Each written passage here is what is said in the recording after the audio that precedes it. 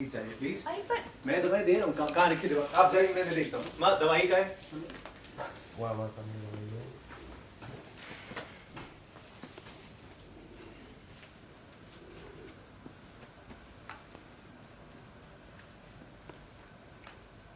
दवाई भी दो और कुछ बोल भी देना। सर थोड़ा लेट आइए भी कैसे?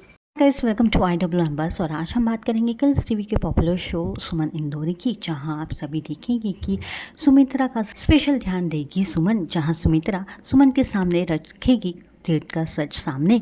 जी हाँ, जब सुमन सुमित्रा का ध्यान देती रहती है तब सुमित्रा उससे माफ़ी मांगती है हाथ जोड़कर, और ये देखकर सुमन को अच्छा नहीं लगता है और वो कहती है कि सास बहू में ये ऐसी नोकझोंक होती रहती है। इतना ही नहीं, सुमन समझाने की कोशिश करती है। तब सुमित्रा कहती है कि वो आने वाले वक्त को लेकर सुमन से माफ़ी मांग रही है। जहाँ ये बात सुनकर सुमन काफ़ी हैरान हो जाती है, जहाँ सुमित्रा कहती है कि 6 महीने के बाद तीर्थ उसे तभी आ जाते हैं तीर्थ, और वो रोक लेते हैं सुमित्रा को और वहाँ से वो सुमन को जाने के लिए कहते हैं एक बहाने से। अब देखना ये है कि शो में क्या नया ट्विस्ट आएगा। टीवी सीरियल की और कई सारी जानकारियों के लिए देखते रहिए IWMBS। किस चीज़ के लिए बननी जी? देखिए, मैं जानती हूँ हमारा रिश्ता परफेक्ट नहीं है, और ठीक है, हर रिश्ते को परफेक्ट होने में टाइम भी लगता है, लेकिन आज से मैं आपके साथ हूँ, और कभी मुझसे कोई गलती होगी तो मैं सॉरी कहती हूँ, मुझे बेटी समझ के माफ़ कर दीजिएगा। हाथ जोड़ना था। आप भी प्लीज मेरी किसी बात का बुरा मत मानिए। Rolling action. आप भी प्लीज़ मेरी किसी बात का बुरा मत मानिएगा। इस बार जो छोड़ दो ना, हाथ छोड़ दो ना। और एक बेटी का माँ के साथ तो जिंदगी, और एक बेटी का माँ के साथ तो जिंदगी भर का मतलब होता है। माँ, इस घर में तो मैं सिर्फ नाम की माँ हूँ। लड्डू के सिवा किसी ने मुझे माँ का दर्जा दिया ही नहीं।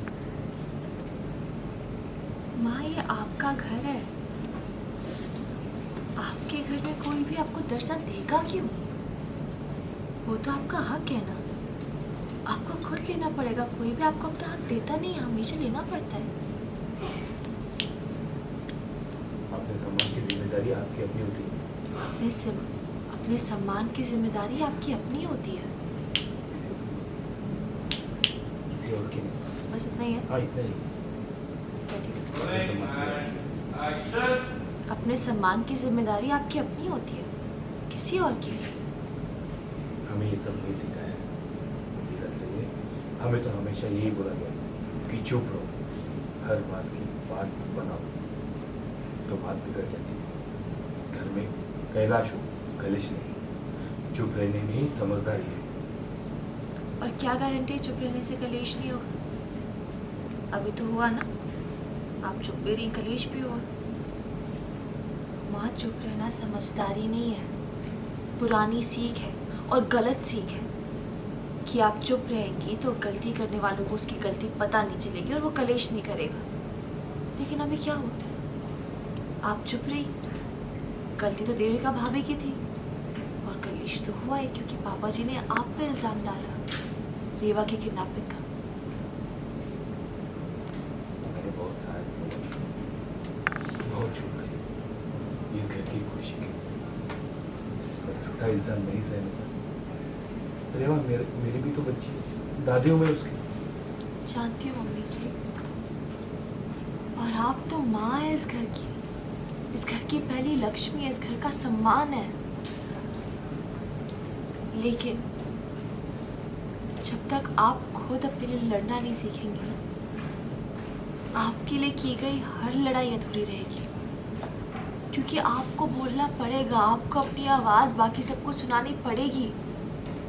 और एक बार आपने वो कर लिया ना, फिर देखिएगा किसी की हिम्मत भी नहीं होगी आपकी बेइज्जती करने की, आपका अपमान करने की। और आप अकेली नहीं हैं, हम सब हैं आपके साथ। आप एक बार आवाज़।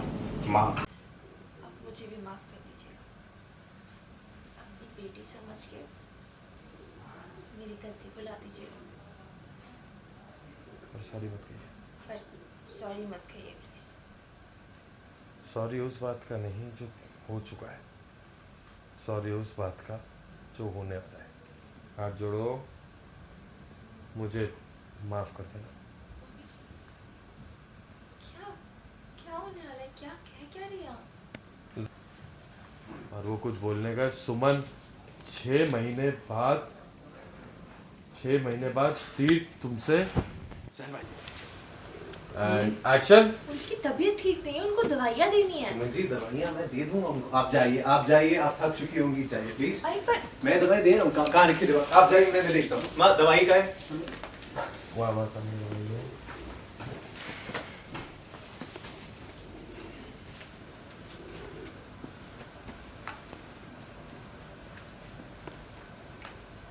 दवाई भी दो और कुछ बोल भी देना है। होल्ड सर, थोड़ा लेट आइए भी आप कैसे।